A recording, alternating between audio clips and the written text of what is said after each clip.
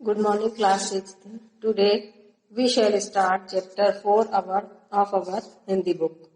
है ना. Chapter 4 name is आरोग्य की कुंजी. आरोग्य मीन्स क्या होता है? मतलब कि स्वस्थ रहना, जिसको कोई भी बीमारी नहीं हो, कोई भी किसी तरह का मतलब वो बीमार नहीं हो, रोग नहीं हो, उसको कहेंगे आरोग्य की कुंजी. मतलब हमेशा स्वस्थ रहने की कुंजी. कुंजी मीन्स चाबी, कि हमेशा स्वस्थ रहने की क्या कुंजी क्या है, मतलब किस तरह से वो कौन सी कुंजी है जिससे हम हमेशा आरोग्य हो सकते हैं, रोग से मुक्त हो सकते हैं. तो इसको हम पढ़ेंगे. प्रस्तुत पाठ में मानव द्वारा अपने जीवन काल में अनेक व्याधियों का शिकार होकर असमय ही अपने जीवन को अंत की ओर ले जाने की अपेक्षा व्यसनों से दूर रहकर अपने स्वास्थ्य के प्रति जागरूक रह सकते हैं. विद्यार्थीगण विशेष रूप से पाठ में बताए गए स्वास्थ्य संबंधी मूल मंत्रों को अपने दैनिक जीवन में अपनाकर स्वस्थ व दीर्घ जीवन प्राप्त कर सकते हैं. मीन्स इस पाठ में मतलब वो ऐसी सीख दी हुई है. इस पाठ में ऐसे मतलब मूल मंत्र बताए गए हैं कि यदि उसको आप अपने जीवन में, जो विद्यार्थी लोग हैं वो पढ़ करके अपने जीवन में यदि उनको धारण करते हैं, उनको अपनाते हैं, उनको फॉलो करते हैं, तो मतलब आप एक स्वस्थ और दीर्घ जीवन मतलब दीर्घायु हो सकते हैं, अच्छा जीवन जी सकते हैं, प्लस आप स्वस्थ हैं. और अभी इसकी हमको बहुत ज्यादा जरूरत है ना. हम देख रहे हैं किस तरह से बीमारियां नए नए रूप में, उनके नए नए नाम और कितनी डेंजरस बीमारियां आ रही हैं. तो बोल रहे हैं कि हमको, जो व्यक्ति क्या करता है, कुछ लोग तो व्यसन है ना, व्यसन में पड़ जाते हैं, तो जिससे अपना स्वास्थ्य, अपने शरीर को खराब कर लेते हैं, खत्म कर लेते हैं. तो वो बोल रहे हैं कि कुछ लोग क्या करते हैं, कुछ परेशानियां, कुछ बीमारियों के कारण अपने जीवन को अंत समझ लेते हैं. तो इस पाठ में आपको ऐसे मूल मंत्र दिए हैं, मतलब ऐसी चीजें बताई गई है कि जिसको आप फॉलो करके अपने को एक स्वस्थ जीवन अपना बना सकते हैं. निरोगी और बलिष्ठ शरीर भला कौन नहीं चाहता. इनकी प्राप्ति हेतु प्रथम दृष्टि पोषक आहार या औषधि उपचार पर जाती है. बीमार होने पर लोग चिकित्सकों की शरण में दौड़ते हैं, मानो रोगों को बुलाने भगाने की ठेकेदारी केवल उन्हीं के हिस्से आती हो. रोगी जानते ही हैं कि इस प्रयास में उन्हें कितनी सफलता मिल पाती है. रोग को निमंत्रण देना सरल है, परंतु उसे विदा करना तो बहुत टेढ़ी खीर है. वह रोगी या चिकित्सक की इच्छा मात्र पर निर्भर नहीं करता. रोगी इस प्रयास में चिकित्सक और नुस्खे बदलते रहते हैं, पैसा और समय दोनों गंवाते रहते हैं और बीमारी से छुटकारा पाने की प्रतीक्षा करते रहते हैं.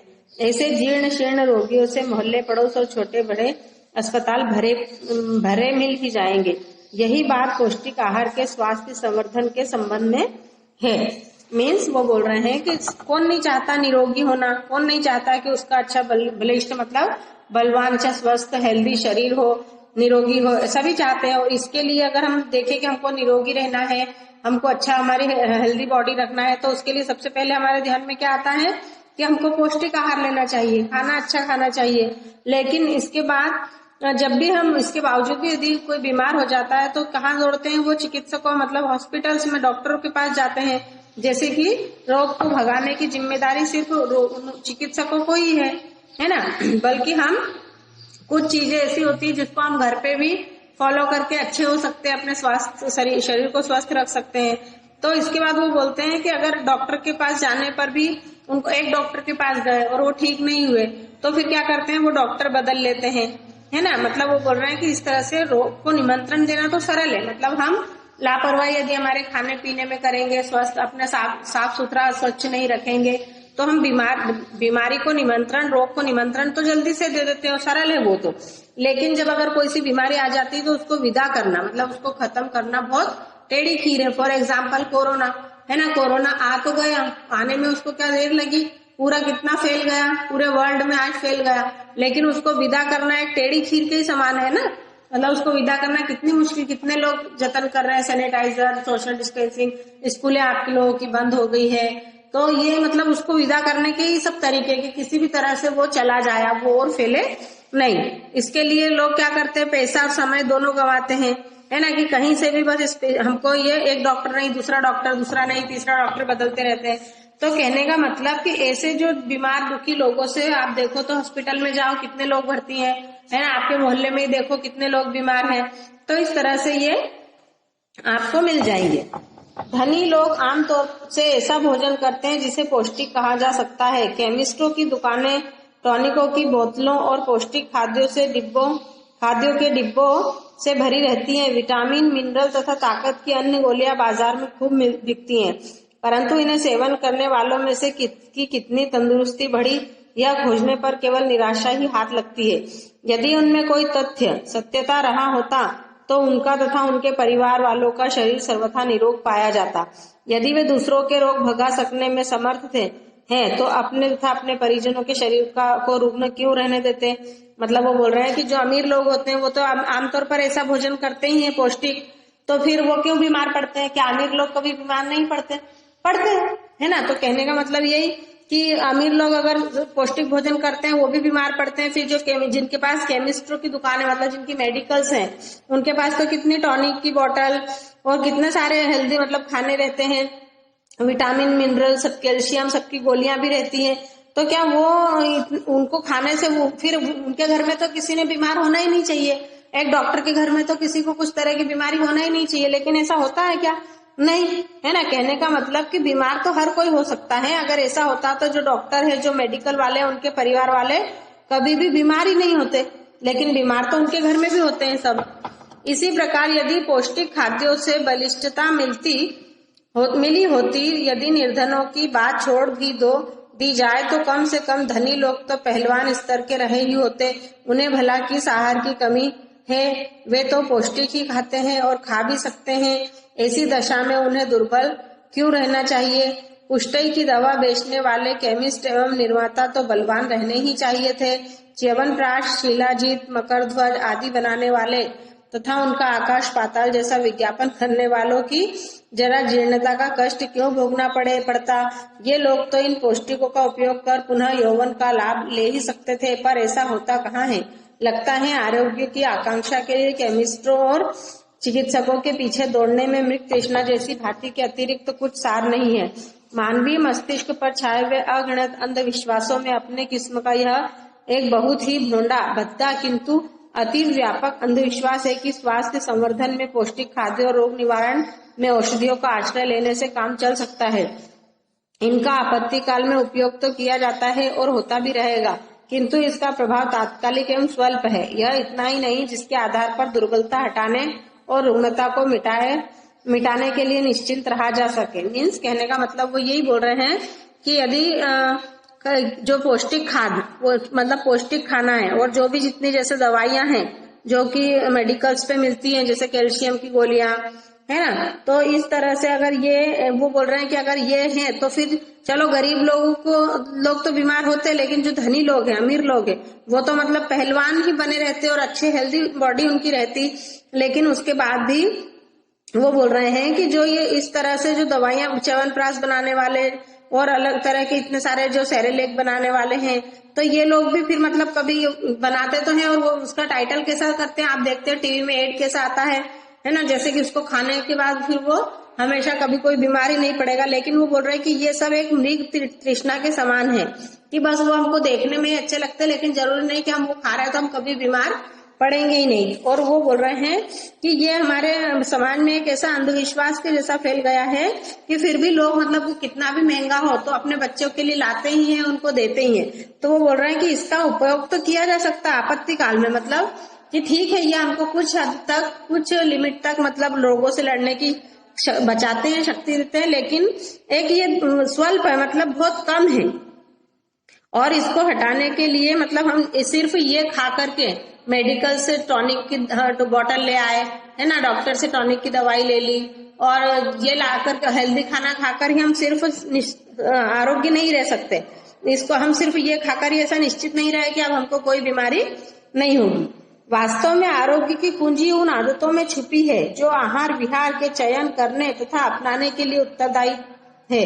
इस संबंध में जो ढील बरती जाती है, वह अव्यवस्था फैलाई जाती है, उसी से ईश्वर प्रदत्त स्वास्थ्य संपदा को आघात पहुंचता है और दुर्बलता एवं बीमारी घेरती है। जब तक ये विकृतियां पल्ले बंधी रहेंगी, तब तक स्वास्थ्य समस्या के समाधान का कोई मार्ग नहीं मिल सकता। यदि असंयम फैलती इच्छाओं पर नियंत्रण स्थापित किया जा सके, सुसंयत जीवन क्रम अपनाया जा सके और तो उस परिवर्तन का प्रभाव सहज ही स्वास्थ्य सुधार के रूप में देखा जा सकता है। बीमारी तो असंयम की प्रतिक्रिया भर है। यदि दृढ़ता पूर्वक अपने आहार विहार का निर्धारण किया जा सके और उस पर आरूढ़ रहा जा सके तो बीमारी की जड़ अपने आप सूखती चली जाएंगी, बिना चिकित्सा और उपचार के भी निरोग बना जा सकेगा। मतलब वो बोल रहे हैं सबसे मेन बात कि आप हमको हेल्दी फूड, मतलब जो फूड है पौष्टिक आहार तो खाना चाहिए, हेल्दी फूड तो खाना चाहिए, है ना, लेकिन उसके साथ साथ सबसे पहले हमको अपने आहार को, जो हम खाना खा रहे हैं उसके लिए सही समय, फिर सही मात्रा और सही वो क्या क्या हमको खाना चाहिए वो जरूरी है। सही समय पर सही चीज और सही हिसाब और उसका लिमिट वो भी सबसे जरूरी है। जब हम अपने जीवन में अपने आहार विहार का कुछ नियम बना लेंगे, जैसे वो बोल रहे हैं कि कुछ एक अपने मतलब कि ये सोचो कि अपने ऊपर हमको संयम रखना है कि हमको कितनी बजे रोज उठना है, कितनी बजे हमको खाना खाना है, कितनी बजे नाश्ता करना है, कितनी बजे एक्सरसाइज करना है, कितनी बजे घूमने जाना है, कितना पानी पीना है। ये सब हम जब एक मतलब एक उस नियम से रहेंगे, एक सुसंयत जीवन क्रम अपनाया जा सके, मतलब पूरा हमारा जो भी शेड्यूल है वो पूरे दिन का सुसंयम होना चाहिए, मतलब अच्छे से बना होना चाहिए, तभी हम अपनी निरोगी बन सकते हैं। हकीम लुकमान कहते हैं कि मनुष्य समय से पहले मरने और दफन होने के लिए अपनी कब्र अपनी जीभ से स्वयं खोदता है। इसका तात्पर्य यह था कि चटोरेपन के वशीभूत जीवा अनुपयोगी पदार्थों का अनावश्यक मात्रा में उदरस्त कराती और जीवन मरण का संकट उत्पन्न करती है। मतलब जो डॉक्टर लोग होते हैं वो भी यही बोलते हैं कि मनुष्य को समय से पहले मरने का और दफन होने का कारण यही है कि उसकी जीभ है ना, हमारी जीभ को टेस्ट है, तो हमको जैसे जो चीज अच्छी लगती है वो हम बहुत खाते हैं, बार बार खाते हैं। जैसे आप लोगों को मैगी, नूडल्स, मंचूरियन ये अच्छे लगते हैं तो आप खाना नहीं खाते हो, आप बार बार बस वही हर दूसरे दिन मम्मी यही बना दो, मैगी बना दो, यही बना दो। तो ये आपकी जीभ का टेस्ट है, लेकिन ये आपकी बॉडी को मतलब कहाँ ले जा रहा है, मतलब बीमारी की ओर ले जा रहा है ना, उसको रोग आपको इससे रहने से, वो एक ही तरह की चीज खाने से आप बीमार हो सकते हो, आपकी बॉडी में किसी विटामिन, मिनरल, प्रोटीन इनकी कमी हो सकती है। तो कहने का मतलब कि जो भी बीमारियां होती हैं वो किसके कारण होती है, हमारी जीवा के कारण। हम हमारी जीवा को वही चीज पसंद है, वही चीज हम खाते हैं और इसी से सारी बीमारियां उत्पन्न होती है। कितने ही व्यक्ति आरंभिक काल में दुर्बल और बीमार रहे, परंतु उन्होंने जब जब अपने निर्वाह क्रम को नए सिरे से सुधारा हुआ निर्धारित किया तो स्थिति बदली और दुर्बलता सशक्तता में परिवर्तित हो गई। हिंद केसरी चंगीराम पहलवान उठती उम्र में क्षयग्रस्त हो गए थे और अकाल मृत्यु के मुख में जाने वाले थे। इस स्थिति से छूटने के लिए उन्होंने साहसपूर्ण अपनी जीवन यापन प्रक्रिया में मौलिक परिवर्तन किया और उस परिवर्तन के प्रभाव से न केवल बीमारी से छूटे वरन बलिष्ठ पहलवानों की पंक्ति में जा बैठे। विश्व विख्यात पहलवान सेंगे भी आरंभ में ऐसे ही दुर्बल थे। वे एक बार किसी प्रदर्शनी में गए और पुष्ट पहलवानों के सुदृढ़ शरीरों को देखा। उन्होंने ललचाई आंखों से अपने पिता से पूछा, ऐसा ही शरीर बनाना मेरे लिए संभव हो सकता है? पिता ने सुनिश्चित उत्तर दिया, हाँ, उचित आहार विहार की रीति नीति को सही रूप से में अपनाने वाला हर व्यक्ति सुदृढ़ स्वास्थ्य और दीर्घ जीवन प्राप्त कर सकता है। सेंगे ने क्या करना चाहिए यह पूछा और जो बताया गया वो उसी को दृढ़ता पूर्वक क्रियान्वित करने में जुट गए। फलतः स्वास्थ्य सुधरा और वे विश्व विख्यात पहलवान बने। अब यहाँ पे 2 से 3 पहलवानों की बात बताई है कि उन्होंने भी मतलब पहले वे दुबले पतले थे, है ना, और जब वो किसी सम्मेलन में गए वहां उन्होंने पहलवानों को देखा हिष्ट पुष्ट बच्चे, तो उन्होंने अपने पिता से पूछा कि क्या मैं भी ऐसा बन सकता हूँ? तो उनके पिता ने कहा, हाँ, इसके लिए तुमको कुछ संयम नियम जीवन में अपने कुछ टाइम शेड्यूल बनाना होगा, खाने पीने का ध्यान देना होगा और तुम अपना ऐसा शरीर पा सकते हो। तो उन्होंने अपने पिता से पूछ करके सेम वैसे ही रूल फॉलो किए और वो एक विश्व विख्यात पहलवान बने। लोकमान्य तिलक भी बचपन में दुर्बल और बीमार रहते थे। उन्होंने भी अपना स्वास्थ्य सुधारने का उत्तरदायित्व स्वयं संभाला, आहार विहार में दृढ़ता पूर्वक सुव्यवस्था का समावेश किया और बलिष्ठता का उपहार प्राप्त किया। इसी तरह से लोकमान्य तिलक जो थे बाल गंगाधर जी, वो भी मतलब बचपन में दुर्बल और बीमार रहते थे, लेकिन जब जैसे बड़े हुए उनको समझ आई तो उन्होंने भी मतलब अपने आहार विहार मतलब अपने खाने पीने की अपनी दैनिक दिनचर्या को दृढ़ता पूर्वक सुव्यवस्थित मतलब कि जो रूल उन्होंने बनाया उनको कभी उसको टूटने नहीं देते थे और इस तरह से उन्होंने भी अच्छा शरीर पाया। गांधी जी जिन दिनों दक्षिण अफ्रीका में थे उन दिनों उनका पेट बहुत खराब रहता था। कब्ज निवारण के लिए एनिमा का सहारा लेना पड़ता था। लगता था कि वे बहुत दिन न जी सकेंगे। स्थिति को बदलने के लिए उन्होंने दृढ़ता पूर्वक स्वास्थ्य के नियम अपनाए, प्राकृतिक दिनचर्या की राह अपनाई और लंबा जीवन जिया। वे 120 वर्ष तक जीवित रहने की तैयारी कर रहे थे। दुर्घटना उन्हें उठाना ले गई होती तो संभवतः वे दिन जी भी लेते। 36 वर्ष की आयु में अखंड ब्रह्मचर्य का व्रत लेकर उन्होंने अपनी जीवन शक्ति में अद्भुत अभिवृद्धि की और उस ओजस के बल पर उभर कर महामानव की अग्रिम पंक्ति में पहुंच सके। अब गांधी जी का बोल रहा है कि जब वो दक्षिण अफ्रीका में थे तो उनका पेट बहुत खराब रहता था, उनको कब्ज का बीमार था, तो कब्ज की बीमारी हो गई थी, तो वो एनीमा का सहारा लेते थे और उनको ऐसा लगता था कि मैं इस बीमारी के चलते बहुत दिन तक जीवित नहीं रहूंगा। लेकिन फिर उन्होंने भी दृढ़तापूर्वक अपने स्वास्थ्य के प्रति कुछ नियम बनाए और प्राकृतिक जीवनचर्या की जो उन्होंने मतलब एक जीवनचर्या अपनाई जिससे वो बहुत लंबे जिए। वे 120 वर्ष तक जीने की तैयारी कर रहे थे, लेकिन उन बीच में दुर्घटना, मतलब कि उनको किसी ने, जो नाथूराम गोडसे था उसने गोली मार दी, है ना। अगर उनको गोली नहीं मारी होती तो हो सकता है वो 120 वर्ष तक जीते। और जब वो 36 ईयर्स के थे तो उन्होंने अखंड ब्रह्मचर्य का व्रत लिया कि मैं कभी भी शादी नहीं करूंगा, और इससे वे उनकी जीवन में मतलब अद्भुत अभिवृद्धि हुई। ओजस मतलब तेजस्वी हुए, बलवान हुए और महामानव की पंक्ति में वो जाकर के आज उनको महान मानव के रूप में उनको जाना जाता है।